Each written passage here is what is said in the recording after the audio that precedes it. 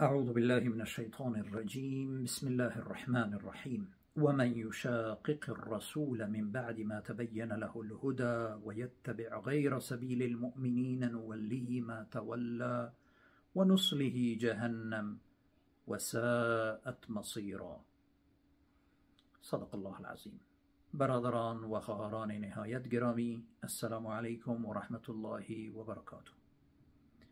آیه شماره 115 سوره مبارکه النساء خدمت شما تلاوت کردیم. البته در این آیه متبرکه الله جل شأنه تمام انسانها را به اطاعت از پیامبر علیه السلام و تابعداری از نقش پای او امر میکنه و نتیجه حرکت معکوس را نیز بیان میداره. اگر کسانی که غیر از روش پیامبر، غیر از طریق پیامبر میخواهند به روش های دیگر زندگی بکنن و یا روش های دیگری را یا مکاتب فکری دیگری را انتخاب بکنن، اونها را هم از نتایجشان آگاه میسازن و این مهربانی بزرگ خداست. الله جل شأنه برای انسانیت دو وسیله هدایت را فرستاد. یکی خود شخصیت پیامبر گرامی علیه السلام من حیث یک بشر، من حیث یک انسان، و دوم کتاب قرآن که لا یأتیه الباطل من بین یدیه ولا من خلفه. باطل نه از پیش رو بالای او حمله کرده میتونه و نه از عقبش، یعنی نه از رو کسی میتونه این کتاب را شکست بده و نه در عقب این کتاب را شکست داده میتونه، بلکه این منبع عدالت، منبع انصاف، منبع صمیمیت، رحمت، مهربانی و شفقت پروردگار بالای مخلوقش است و بالاخص بالای انسان ها.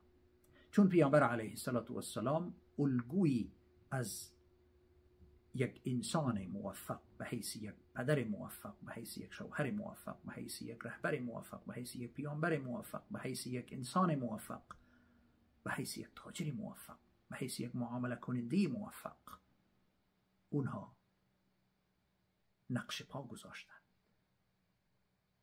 رستگاری، تقوا، عدالت، انصاف، امانت، محبت و عبادت، تواضع، عاجزی و انکسار، همه اوصاف نیکویی که واقعا انسان را و بشریت را به طرف نیکویی ها، به طرف کامیابی ها و رستگاری ها میکشانند.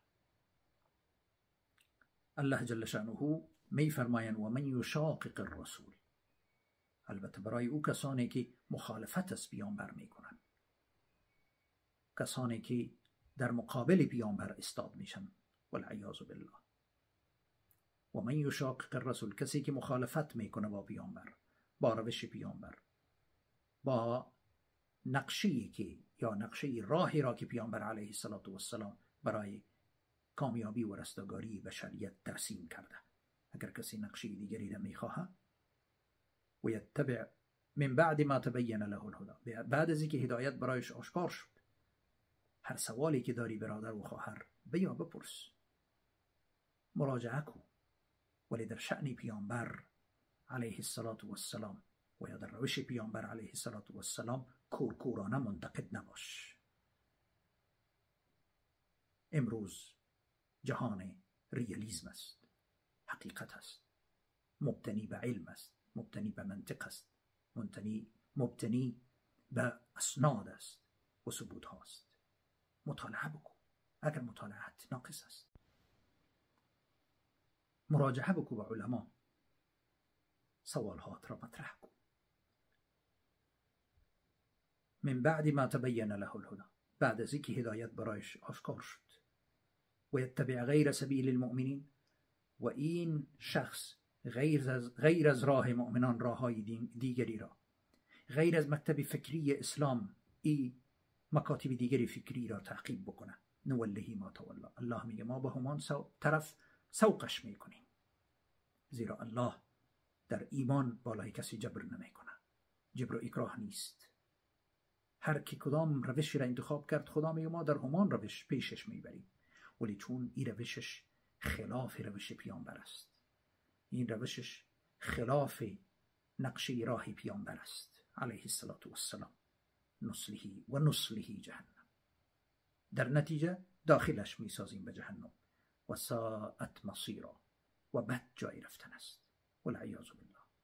یعنی الله جل شأنه ایره در پهلوی از اینکه تأکید میکنه به متابعت از پیامبر علیه السلام آگاهی میده در صورتی که مخالفت از پیامبر علیه السلام صورت میگیره که نتیجه چی است و کجا می انجامد.